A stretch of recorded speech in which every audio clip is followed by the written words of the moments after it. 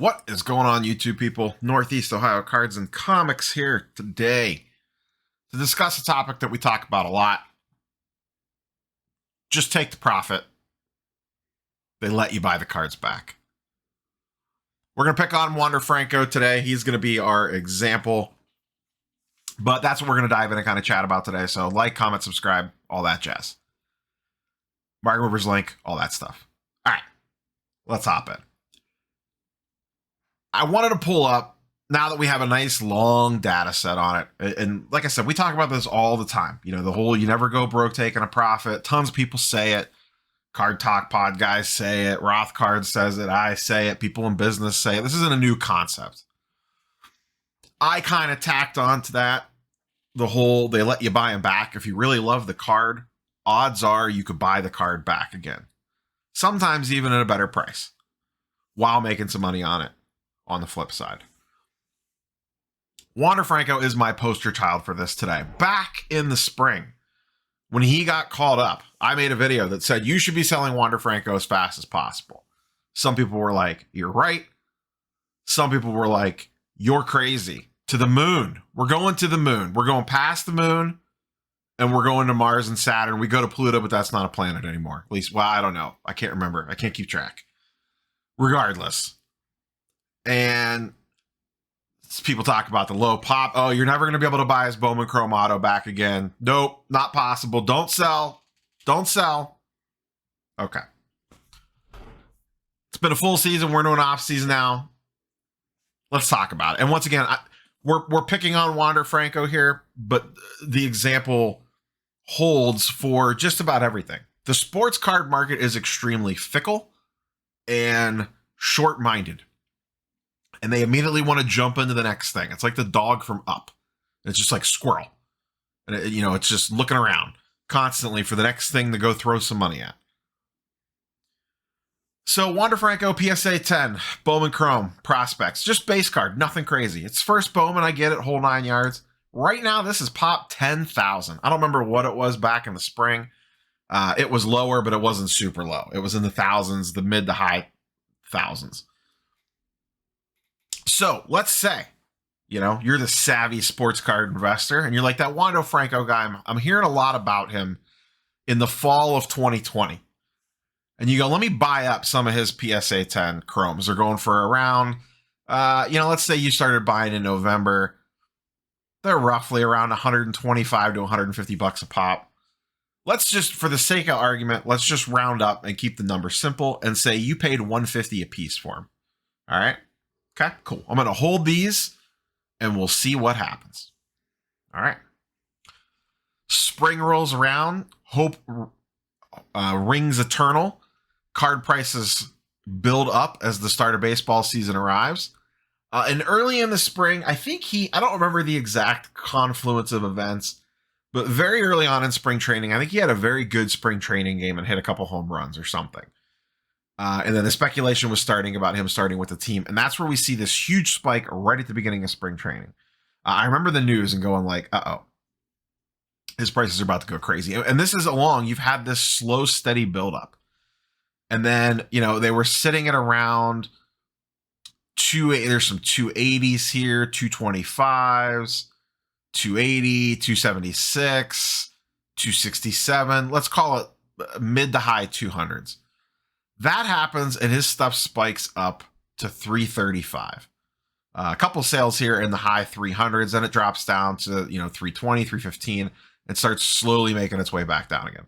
This March area, early March, was your first window of opportunity on the hype and news of him potentially getting called up. But people, here's what happened. Which, I didn't make the video on this day saying sell Wander Franco, but this is just a perfect example of how quick people move off stuff, how short these spikes are. People go, I'm not selling now. He hasn't even gotten called up yet. What's going to happen when he gets called up? It's going to go crazy. It's going to go absolutely crazy. I'm not selling yet. You're nuts. Don't sell. Hold. All right. So this peaked a little over 300 bucks. Very quickly starts coming back down again. There's only a few sales here in the mid threes, and then it goes down to the low threes, 320, 315. And then as we work our way through March, the news comes out, oh, he's going to minor league camp, drops all the way back down to $250 again. Very short-lived, though. It spikes back up, 300. And then we kind of bounce around the 250s to, let's call it 275 range for a while there. Sits there. He's still not getting called up, starts pulling back. June rolls around. This card is all the way back down to $200. It was at over 300 at one point in time. Now it's all the way back down to 200 because he is out of sight, out of mind. He's at AAA. No one cares. All of a sudden, Wander's coming to the bigs. He gets caught up. Perfect. Now keep this in mind on this price spike here. This is as perfect storm could get. The news comes out he's getting caught up. He gets caught up and he hits a home run in his first game.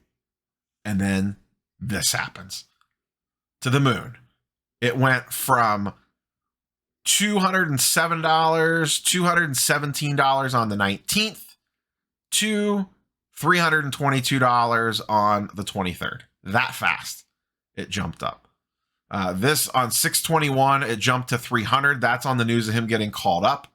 And then on 6/22, it jumped another $30 on him hitting the home run. Now, look at how quick this lasted. 2-3 days. And then it immediately started going back down again. 26th, 290, 250, 230, 225. This is on the 30th. This is 1 week later. And you're already back down. 7-2. What is that? 10 days later. Back down to $213 within a week. What happened to the moon? You didn't get very far. You're already back on Earth. And look at how short this spike was. It lasted a couple of days. That was your window. If you missed this window. And here's the thing. In hindsight, it didn't even get as high as it did in the spring. The spring was actually higher. It peaked technically higher in the spring.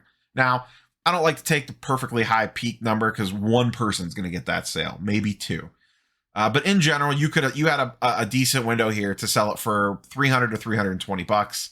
Here, you had about 3 days to get that money for it, and it barely got that high. Only a couple sales were at the $320 mark, and boop, went right on back down again. And it bottomed out down here in the late summer, midsummer, 160, 168, 165.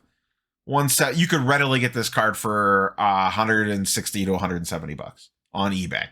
That's not even counting a cash deal off eBay. Now, he rallied the second half of the season. The last month or so had a really good close, and his stuff spiked back up again. And then look, it went right back down again, and we are back down to last comp is around one. This card's going back down to about 175 again. That is how fickle the sports card market is, and this is not baseball exclusive. These are all the sports. And this is why it is important that when an event happens that is in your favor, and it's a player, especially this is a base card, this should be a no-brainer. This is the ultimate you could buy it back. I mean, there's 10,000 of these things. You could have bought this here around Thanksgiving for around $125, $150. You could have sold it here for, let's just call it $300. Yeah, that's not even remotely the peak. It was at $320 something for a day, but let's say you netted out $300. So you bought 4 of them back in the fall of 2020. You got them for $600. You got to here, you could sell all 4 of them for $1,200. You doubled up. You really like Wander Franco. You got $1,200 in your pocket, and then you just wait till later in the summer, and it's $150. And you could go buy 4 more for $150, and now you have 4 Wander Francos again at $600, and you have $600 in your pocket, and you're right back where you started at, but now you got an extra $600. That's how the game works. Are you going to always time it perfect? No. But get in, get out, make your money. And then if you really like the card, like we say, they let you buy them back. Then hell, you could have flipped it again. You could have been like, oh, okay, I bought it back here for 150, doubled up, sold for 300 here, or made 150 bucks per card, sold it for a little over 300 eBay fees, whatever you want to factor in. Made 150 bucks per card, doubled up. It got back down in the summer. You're like, hey, let me go buy some Wander Franco again. He's cheap again. 150 bucks a card. And then, oh, he spiked back up again. Got up to 250. Let's see. It's peaked at, what did it peak at here? 250. You could have easily sold it for 225. I made another 50 bucks per card. Sold them. Say you bought 4 of them again. Okay. 50 bucks per card. That's another 200 bucks. And then now here we are in October. And they are back down to the most recent sale is about 175 and trending downwards. Odds are by Thanksgiving, you will probably be able to buy the card back again for 150 if you want to. Now, are all going to be this clean and this up and down? No. Are some of these you're going to make a mistake and sell early and the card's going to keep going up, up, and up? Yes, but those are few and far between. Most of these guys go up, hold for a very short period of time, and then come right back down again. Let's look at his auto. Because, I get the argument a lot. Oh, you can't do this with low pop stuff. This is a myth. You don't know what you're talking about. Okay. Same player, Wander Franco. Bowman Chrome. First Bowman Chrome auto. PSA 10 pop 154. Same time period. Let's go back to last Halloweenish, basically almost a year ago. This was going for about $1,500 bucks, $1,600 bucks, $1,400, $1,400, $1,500, $1,600. There's one for $2K. But there was 4 or 5 sales here around the $1,500 range. So let's just call it $1,500 because you bought it at the same time. For the purpose of this, you got it for $1,500. You bought one. Here's late February. It had already gotten up to 2.6K. You could have made $1,000 on it, and he hadn't done a thing yet. The spring training thing happened, caused a massive spike. I don't know if this sale was real or not. There's one sale here at 6,000. I don't know if I buy that. That was the spring training blip that we saw on the other one. But let's just go to this one here in early March. There's 3 sales here, 4.5, 4.1, and 3.8. You're in it for 1.5. You bought it here. It's at, let's just round down a little bit and call it 4K. There's another 4.1. There's 2 4.1s, a 3.8, and a 4.5. Let's just call 4K. Maybe you sold it for a little more. Maybe you sold it for a little bit less. Whatever. You just made 2.5K profit if you just sold it right here and said, washing my hands of this. Don't even have to. Now, you've taken all the risk out of it. Sure. Could he go in the season and start gangbusters and the prices go crazy? Yes. Could it happen? Yes. The odds of that happening, more often than not, that's not going to be the case. Yes. Every once in a while, you're going to sell it and the guy's going to keep playing well and the prices are going to keep going up. More often than not, that is not going to be the case and you would have been better off just selling it during these short little windows. Same thing happened here. This is, once again, this is the low pop ultra rare card. This one held a little bit better, okay? 4.1, then it goes down 3.3, back up 3.9, back down 2.5, back up 4.2, 4.2, but then, he didn't get called up. We're going to just kind of float around here. You can see it starts going back down again. 3, 2.5, 3.5, 3.5, back down, low 3s. But once again, that's still lower than what you could have sold it for back here. He gets called up. 621. He got called up on 622. Boom. 622 gets called up. 3.5. Okay. Oh, he hit the home run. 3.8. One sale here at 4.8. One sale. That's it. And then right back down again. 3.6, 4, and then it goes back down again. Oh, you had a couple weeks here that you could have potentially sold it for around 4K. There's 1, 2, 3, 4, 5, 6, 7 sales. And once again, this is a low pop card. 7 doesn't sound like a lot, but it probably is. You had this window here that you could have sold this card. And once again, we're using Wander Franco here. Sub this out with any old player when something like this happens. When good things happen or there's a good vibe about them. And this is still selling it for, other than one sale, more than what it sold for when he actually got called up. Reality sets in. He settles into the season. The hype wears off. People are on to the next thing. And look at that. It goes right back down again. Here's, 622s when he got called up. And then it went right back down again. 2.4, 2.3, 2.1, 1, 2.7. And it basically settled in around the low twos again. And it went up with that second half surge that we talked about. Hung around 3K. And then it's actually shot back up here recently. But moral of the story is you could have bought here for 1.5. You had a decent window here in the spring to sell it for around 4, and you would have made 2.5K profit. You could have bought the card back here for around 2, and you're living good. You have the card back, and you made a $2,000 profit, and now you have a free. So now you literally have a free Wander Franco card.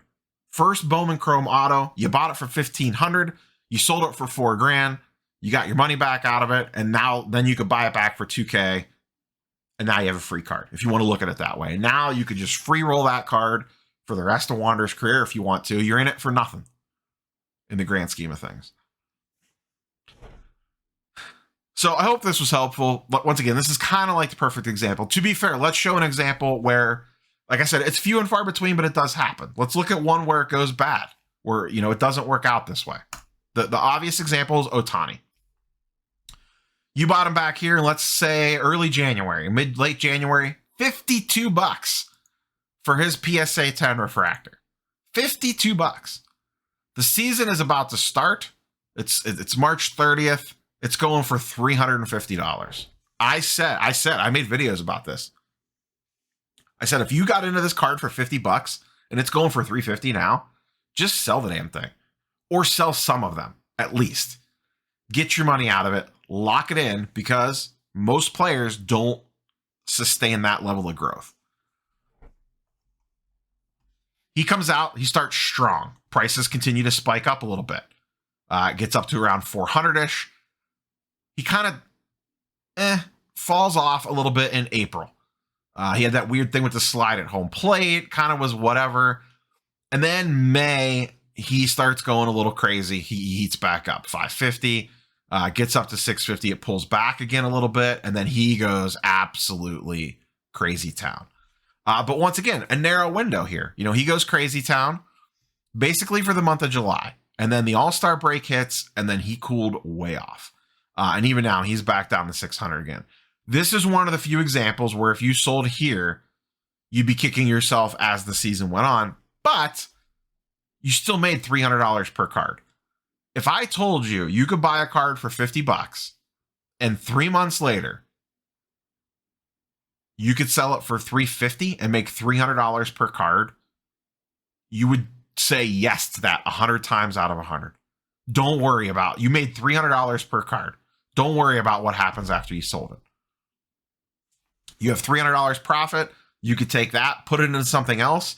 And the key thing is when you get mad at, say you sold Ohtani in February or in March, April 1st, you sold Ohtani. It's like, the injuries scare me, whatever. I don't want to deal with this. And his card went to, let's conservatively say, where did this mostly float at? Around $900, $900 to $1,000. What did you do with the 300? What you put the 300 into, did you make money on that? And then did you make money on the next thing and the next thing that you had that $300 freed up from? And what did that net you out? If it gets close to around what this netted you out, then you're in the same place that you would have been anyways. What's the big deal? Sure, you had to work a little harder for it, but it is what it is. But this is one of the rare exceptions. Keep that in mind. Most of these guys, you get the short little window and then they go right back down again. We saw it with Tatis. We saw it with Acuna. Vlad would be another one like Ohtani, but his didn't get as crazy as Ohtani's did. Ohtani was like the next level version of this. And once again, this doesn't just apply to baseball. You can see it in football as well. Look at Tua stuff went way up and is now a disaster area. Baker Mayfield, disaster area. Hell, Patrick Mahomes. So, once again, take your profits. They let you buy the cards back. That's all I have for you guys and girls today. Catch you on the next one. Peace.